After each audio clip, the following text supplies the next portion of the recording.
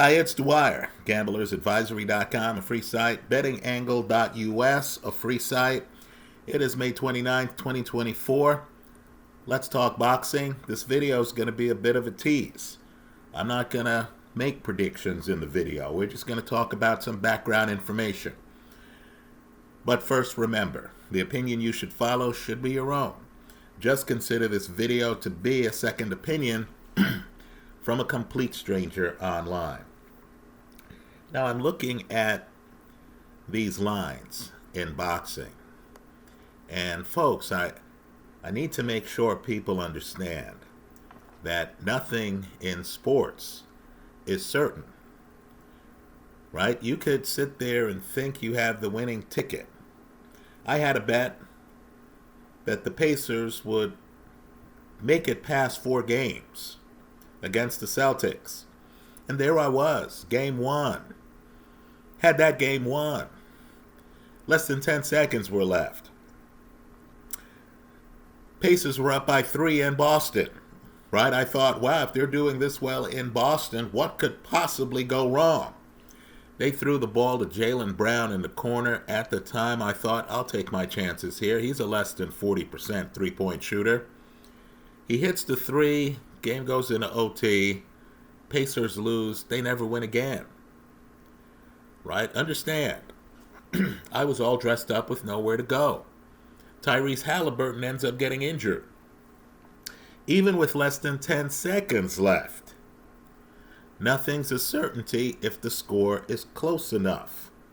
Let me give a better example. I heard from watching VSiN, great station, that most sports bettors are a little bit older, right? Apparently most are in their 50s, according to market research. Let me address that group. You remember this. Young people don't. There was a time years ago where the Lakers were called Showtime. Folks, it just looked like a nonstop fast break. And I'm not talking about guys just shooting threes, right? Just understand, at one point in the 80s, the Lakers of all teams, right, a perennial playoff team, had 4 guys on the team at the same time who were picked first in the NBA draft. Let's name them. Magic, Worthy, Kareem, that's 3 Hall of Famers. Michael Thompson, Clay's dad, right? Understand, you also had on the team a guy picked 3rd or 4th in the NBA draft, Byron Scott, right? The team was loaded. So we get to the NBA Finals. They were playing an upstart team. That's how they were viewed at the time, right? Jordan had somehow gotten by Isaiah and the Detroit Pistons, right? So Jordan in his first NBA Finals against this Laker team that was a juggernaut, right? Just understand, the Lakers actually win game 1. The Michael Jordan era in the NBA Finals did not start until game 2 of that 1991 NBA Finals, right? The people of Chicago know it. When you think of Jordan, you need to realize he was an outsider, right? He was very much like Alexander Usyk is right now, where you knew Jordan had done things in college. He was a Tar Heel. He was all that in college.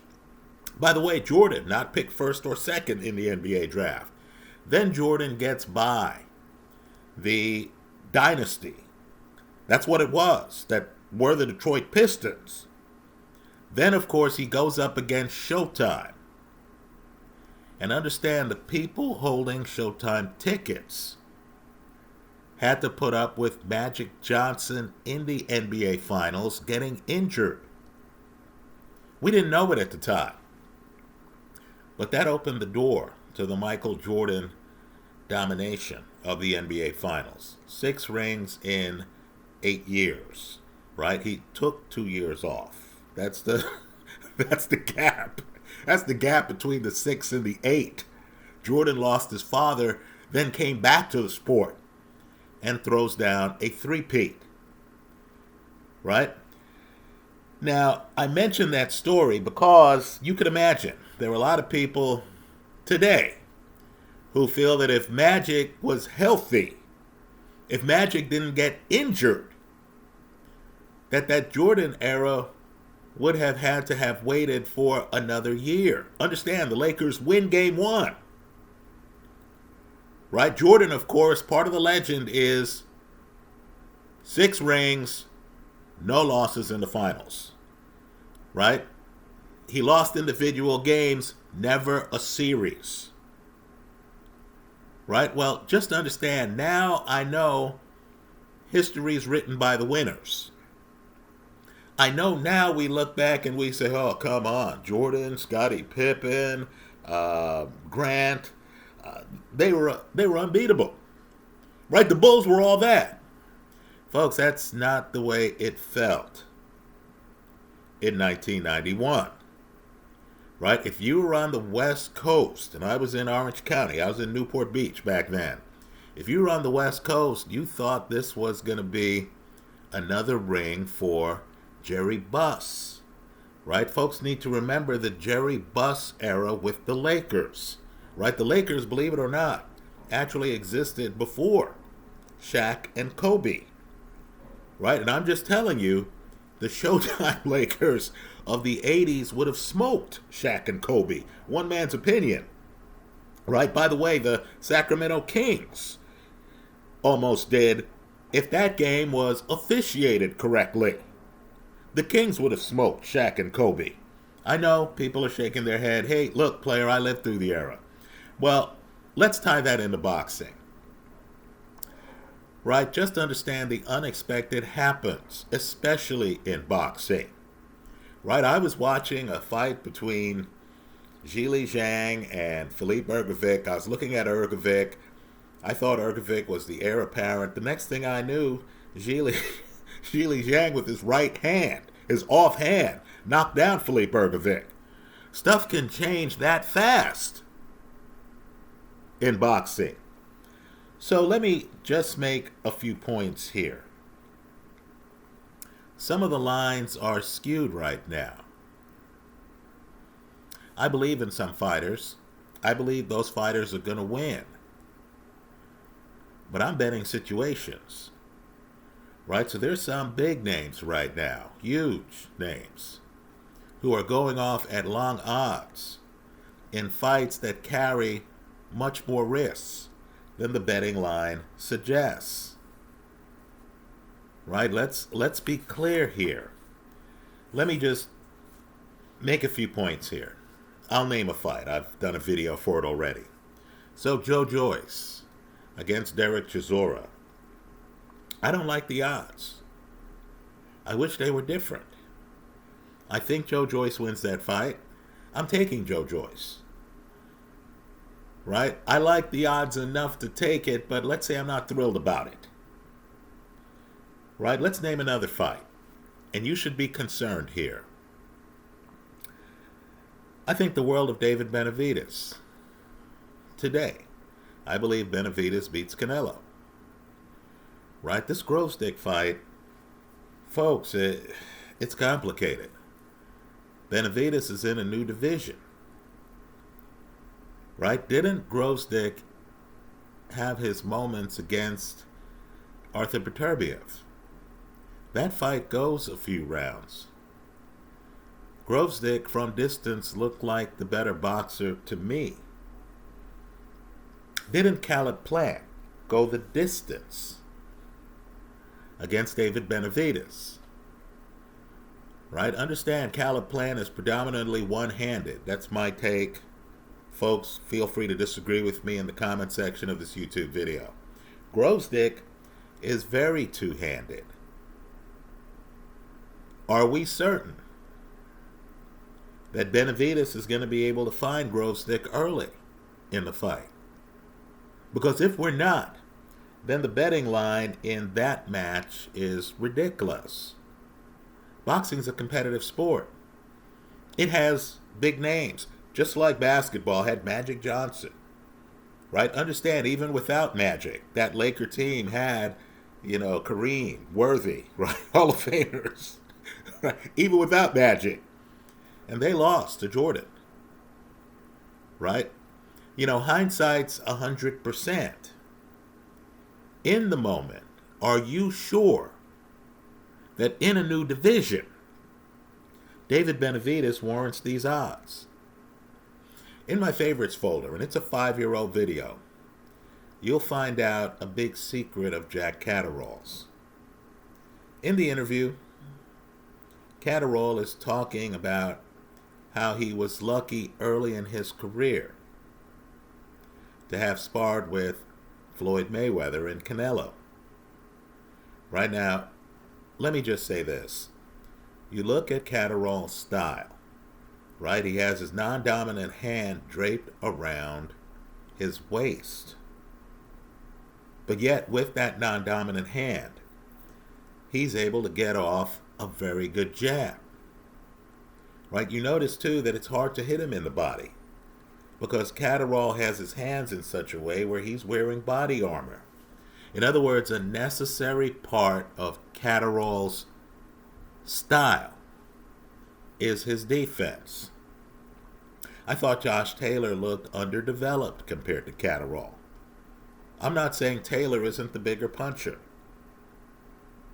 right? But what I am saying is Catterall had thought about some things that Taylor clearly hadn't, right? You saw the difference in both of their fights. Well, just understand, the way the powers that be are in boxing.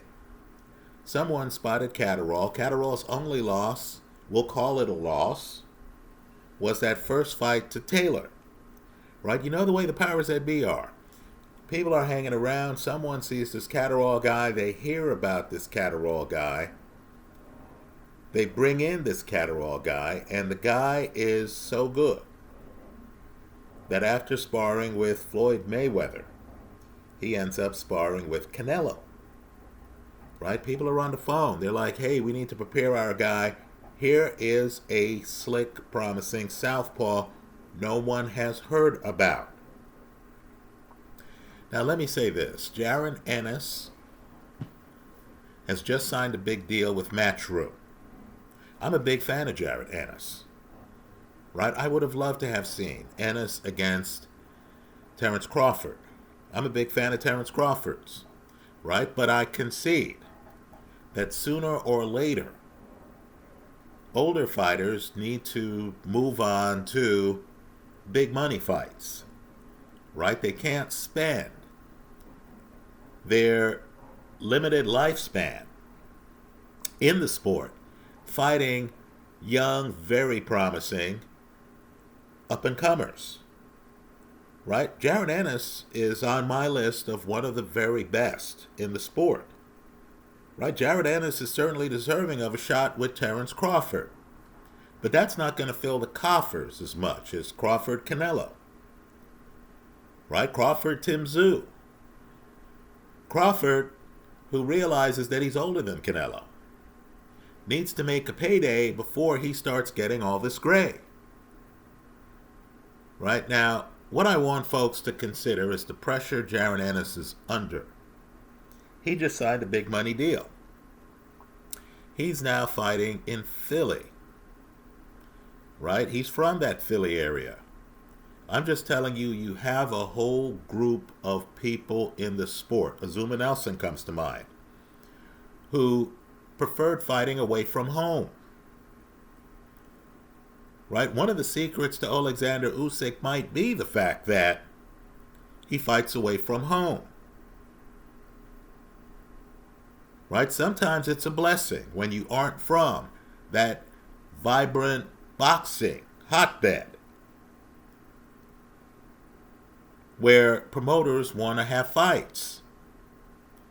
Right? So Jaron Ennis just got the big money.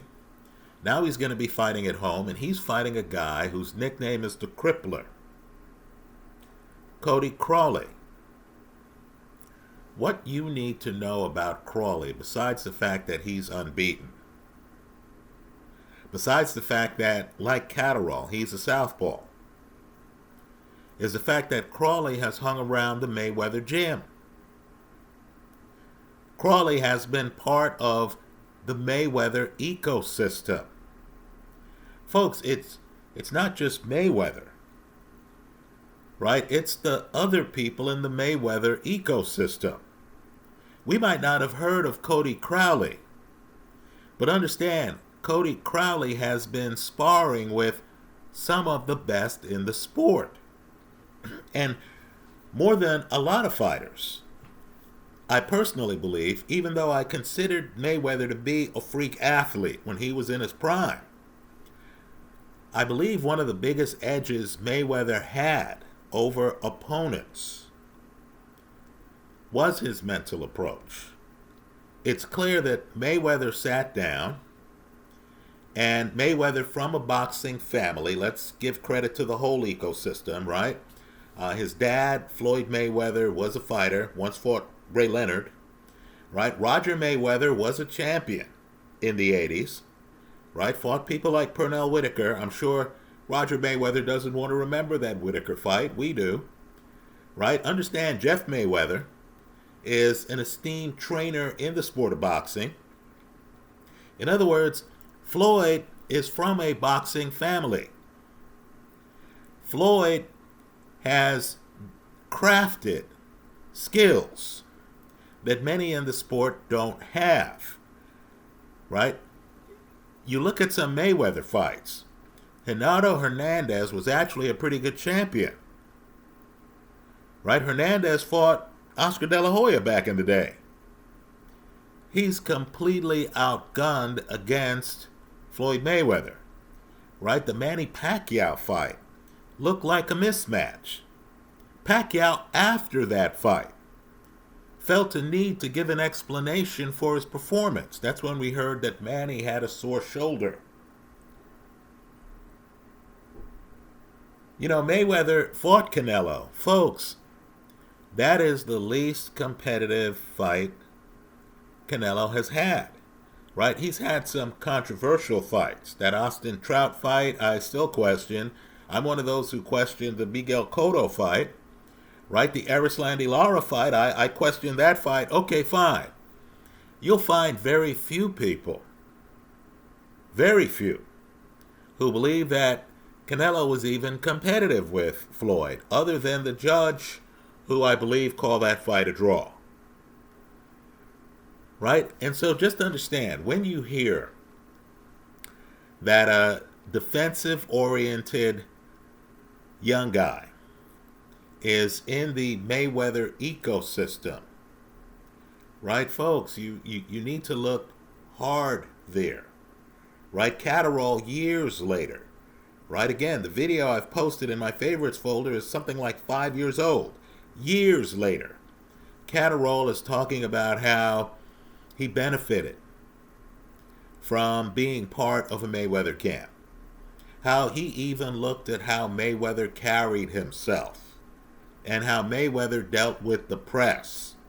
Right? Understand, it's with that grounding that Catterall was not overwhelmed or intimidated by fighting Josh Taylor.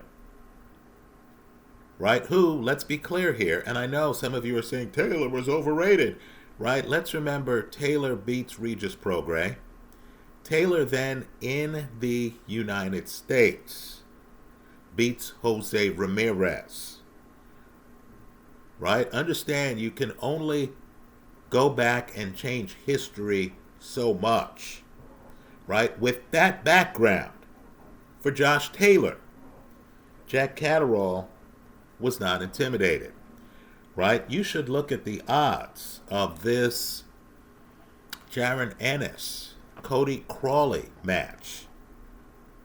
And you should ask yourself, wow, how is this possible? They're pricing the fight as if Crowley might not have any chance.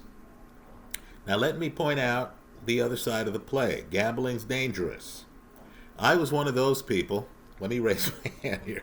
I was one of those people who thought the Christian and Billy Mark Heffron fight was going to go at least 3.5 rounds. I saw the line. I literally started laughing. I said an over-under of 3.5. I've seen Heffron. He's tough. That fight did not make it out of the first round. The only good thing I can say about that fight from my perspective as someone who took the over was that I didn't have to wait long to find out the outcome of the bet, right? If I'm going to lose a bet, it might as well be in the first round. Let's just say Christian and Billy saw to that. I think some of the lines in boxing right now have gotten ahead of themselves. The challenge is to structure the bet in such a way that you can collect if the favorite wins as expected, if the match goes a certain way, right? Food for thought. Let me also point out, too, with that Cody Crowley, Jaron Ennis fight, of course, Ennis has a knockout percentage of around 90%. So it's going to be perilous. But I think it's possible. Let's talk about some other parts of the game. Now, someone's got to throw a challenge flag on Alexander Usyk. Right? Folks, there are a lot of quality heavyweights right now. Now, I'm all for champions getting together and saying, hey, look, are you willing to put your belts on the line? I'm willing to put my belts on the line. Let's find out who's undisputed. Right? I'm all for that. Right? Understand, Lennox Lewis was the last undisputed champ, and that was more than 2 decades ago. So I support guys who say, okay, let's get together. Let's find out who is undisputed in this weight class. Right? I'm all for that. What I don't like in boxing is the idea that Usyk can get together with Tyson Fury and then say, okay, let's fight for the undisputed. Then they have the rematch clause, and rematches take 6 months, right? Promoters, they want to advertise the fight. The fighters themselves need to recover from knockdowns, cuts, right? Fighters have been in camp for months. They want to see their families.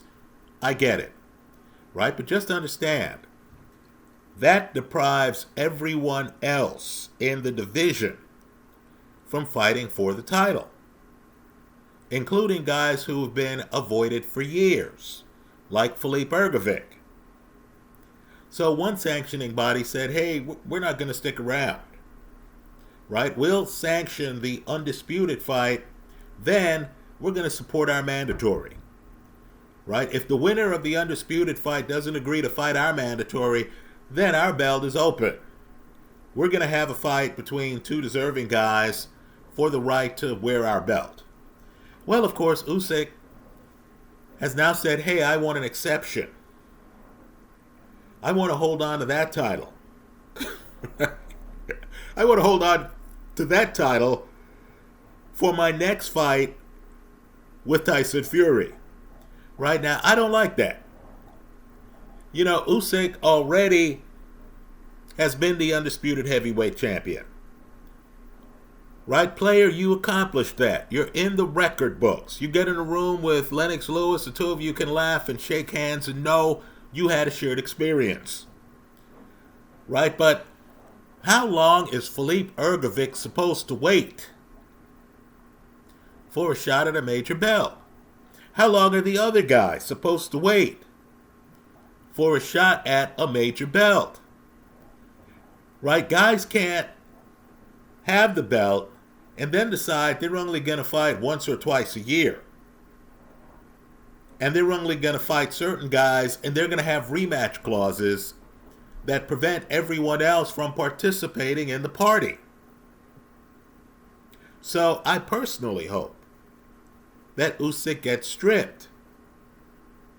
Right? Because, quite frankly, what makes boxing boxing is the idea of guys being able to fight for belts.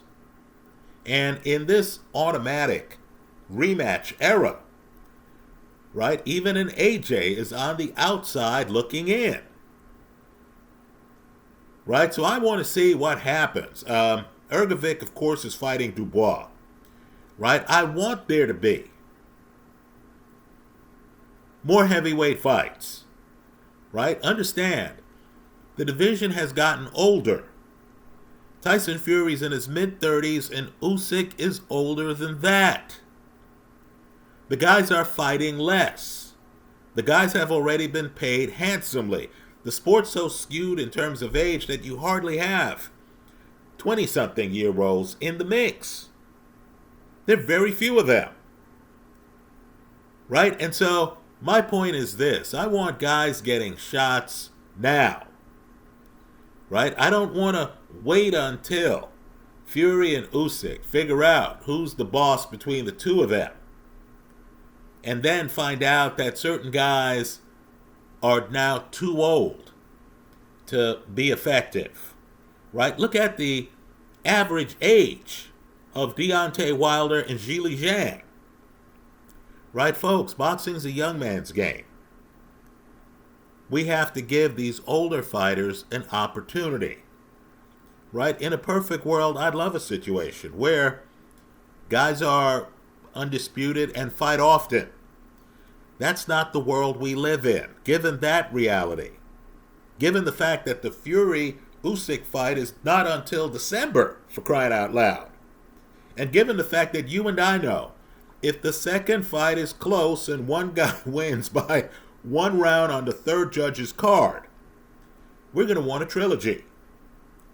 Right? In the old days, believe it or not, Ali Frazier, their first fights in the early 70s, the Thrilla in Manila is not for another 4 years. Right? Now, today, we want rematches to take place 6 months from then, and then we want another fight. You cannot tie up the heavyweight division that long. Let me make another point, too. Canelo. It's one of the best accomplishments I've ever seen a boxer do. Right? 4 guys had shares of the belt at 168. Some of them were unbeaten. Billy Joe Saunders, Callum Smith, unbeaten at the time, Caleb Plant. And Canelo goes through the division and ends up undisputed. That's first ballot Hall of Fame stuff, right? Especially the way Canelo was doing it, right? Stoppage of Billy Joe Saunders, for example. Stoppage of Caleb Plant. Stoppage of Rocky Fielding. Right? Bravo. Well played. Canelo is now well in his 30s, and the sanctioning bodies, and I'll give them credit, they keep knocking on his door, and they're saying, hey, man, what about our mandatory? Hey, player, we're looking at the calendar. It's been a while since you have defended our belt. So Canelo has made the decision, since some of these mandatories are guys you've never heard of, who would generate paydays for Canelo that aren't great. Canelo has decided that at his age, he has to pick and choose his opponents. It's prize fighting. He wants the prize. Right? We already know that Canelo can be undisputed because he's done it. We've seen it. Right? So Canelo has decided to give back one of the belts. And understand, you're either undisputed or you're not. So Canelo giving back one of the belts means he's also giving back his undisputed status. You know, I'm thrilled. Right? First of all, and no one talks about it, but Canelo's in that rare era where Michael Jordan was at the end, where LeBron James is right now. Right? Think about LeBron James. I think he's been to something like 10 finals. 10. You know, Luka Doncic just trying to get to his first. But understand, when you hit this level in the game, fans start to revolt against you. The next generation, they want their heroes. They're tired of seeing you.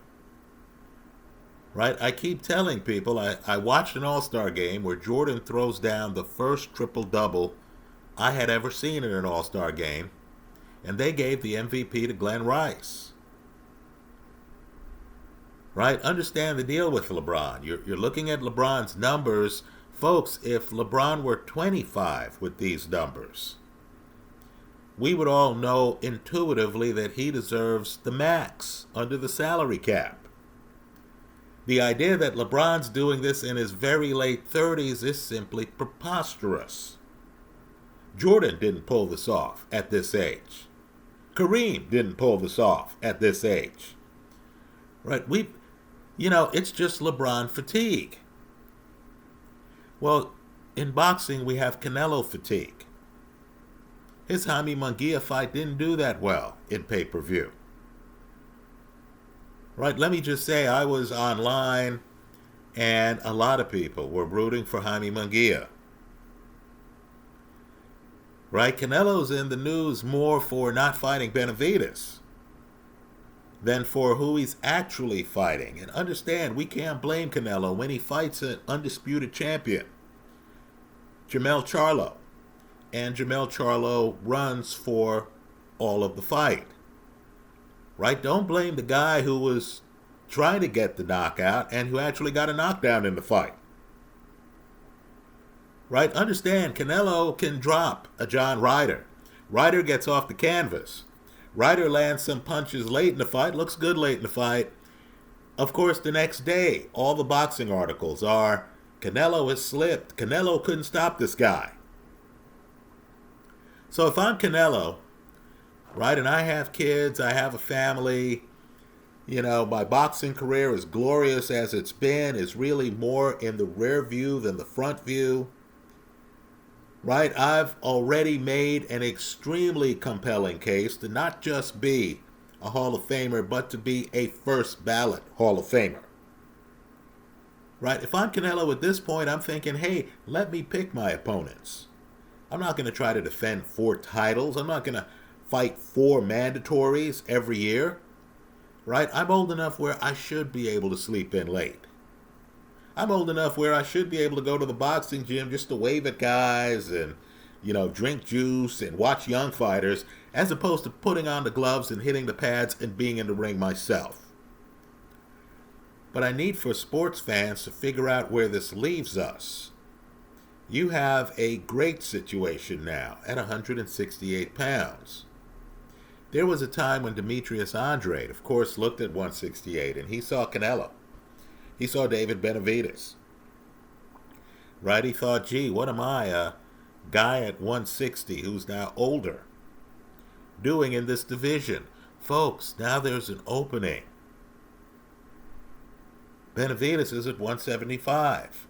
He's never going to come back down to 168. You know that just looking at his body. Benavidez has left the building. Canelo has given back that belt. If I'm a fighter like Demetrius Andrade, I'm having dessert. I'm telling Al Heyman and company, hey, you know what? 160 looks entertaining. I'm going to 168. I don't need to deal with Janabek. I don't need to deal with Hamza Shiraz. Right? I'm going to 168. You fellas know where to find me. There's some interesting fights there, and if I'm lucky, if I get the belt that Canelo has tossed, maybe Canelo will fight me. And I will have that big fight that my critics want me to have. Right? So Canelo has given back one of the belts. One of the sanctioning bodies has had enough of Terence Crawford, thinking about fighting, scheduling a fight outside of 147. They've said, hey, Terence, we're going to call you champion in recess. So things are opening up. Let's feel grateful for that. Right? The younger generation needs an opportunity. You can't have all these guys in their 30s, Fury, now Usyk, Canelo, Terence Crawford, right, holding on to the belt without making title defenses. Right? So, let's just say boxing has gotten interesting. If I'm a tall guy like Hamza Shiraz, and let's say he takes care of Ammo Williams, I would think about jumping to 168. Right? I keep telling people that Janabek at 160 is a Marvin Hagler figure. Right? This is the guy who's a shadow over the rest of the division. Right? If I were a young guy, I would think about 168. Let's say you grab that belt that Canelo is giving away. Then you do well. You distinguish yourself. Then Canelo decides, hey, okay, this guy's here. Or let's say Crawford fights Canelo. Let's say Crawford wins that fight. Major upset. Right? Crawford might want to pick up the part of 168 he doesn't own at that point. Right? So let's pay attention to boxing. It's gotten much more interesting. Both for gamblers who are seeing simply preposterous spreads. Simply preposterous spreads. And for casual fans who are seeing openings and now are thinking that their favorite fighters have a chance to vie for them. Finally, let me close with this. I want people to think hard about Dmitry Bivol.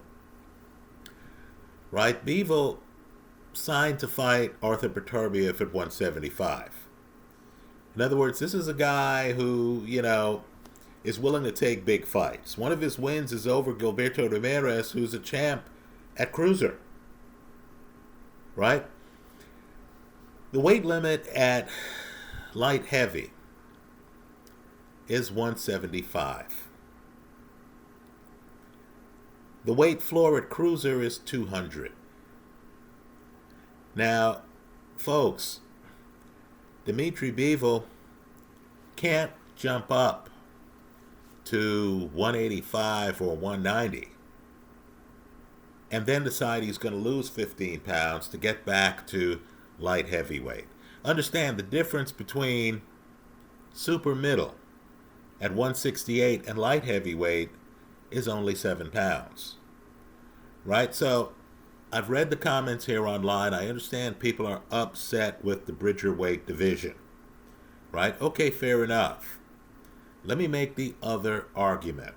First, you and I understand that Bridgerweight is going to give a lot of smaller heavyweights an opportunity to compete. And by smaller heavyweights, include Deontay Wilder in that, because he's fought within the confines of the Bridgerweight division. He's fought as a heavyweight. But he could have qualified for cruiserweight for some of his recent fights. Right?